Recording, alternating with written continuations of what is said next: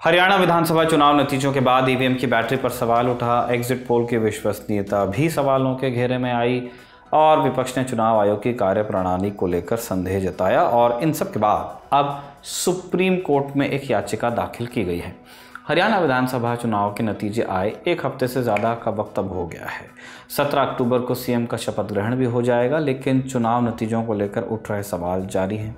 Supreme court में हरियाणा विधानसभा चुनाव के दौरान 20 सीटों पर वोटिंग में गड़बड़ी के आरोप को लेकर एक याचिका दायर की गई है, जिसमें कहा गया है कि चुनाव के दौरान ईवीएम से छेड़छाड़ हुई।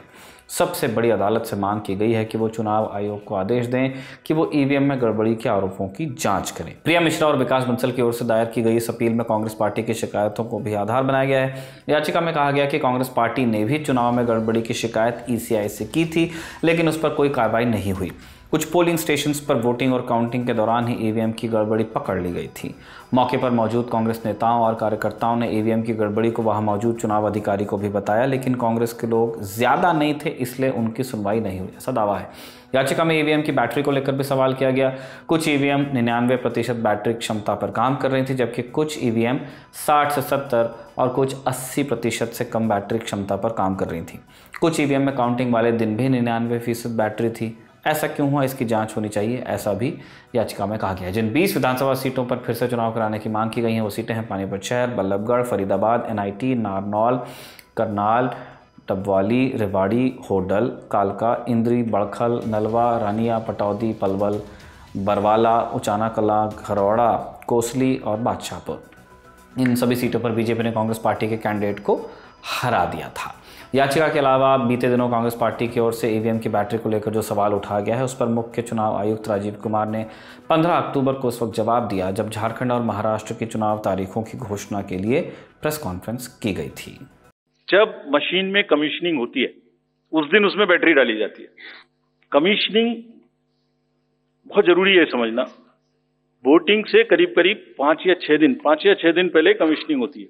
5-6 दिन पहले उस दिन मशीन में सिंबल पड़ते हैं। तो अब मशीन में अभी तक नई बैटरी उस दिन एक डाली जाती है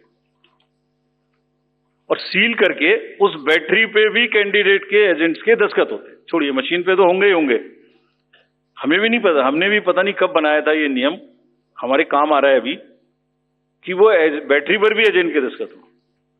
और अब कमीशनिंग के बाद क्योंकि 5 ही दिन बचे हैं और इसमें सिंबल लोड हो चुके हैं, ये उनके सामने में स्ट्रांग रूम में जाएगी, डबल लॉक लगेगा, 3 लेयर की सिक्योरिटी रहेगी, 3 लेयर की, जिसमें सीएपीएफ भी शामिल होगी, मस्ट है। ऑब्जर्वर होंगे। उसके बाद जब वो पोलिंग के डिस्ट्रीब्यूशन के दिन निकलेंगी उस दिन फिर यही प्रोसेस होगा। सारा प्रोसेस वीडियोग्राफ होगा। यानी वीडियोग्राफ होने के बाद फिर वो फील्ड में पहुंचेंगे, सेक्टर मजिस्ट्रेट साथ में रहेंगे, फिर कैंडिडेट के एजेंट साथ में रहेंगे, फिर वहां पहुंचेगी, फिर कहेंगे भाई देख लो इसको, सब ठीक है, जो आपको नंबर दिया, हाँ, और उसके नंबर भी सबसे शेयर किए जाएंगे। इस नंबर की मशीन इस बूथ पे जाएगी।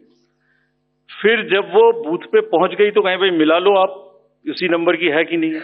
वोट भी डाल के देख लो 50 ठीक है कि नहीं है। किसी ने 50 डाले, किसी ने 20 डाले, किसी ने कहा नहीं हमें ठीक है, हम नहीं डालेंगे।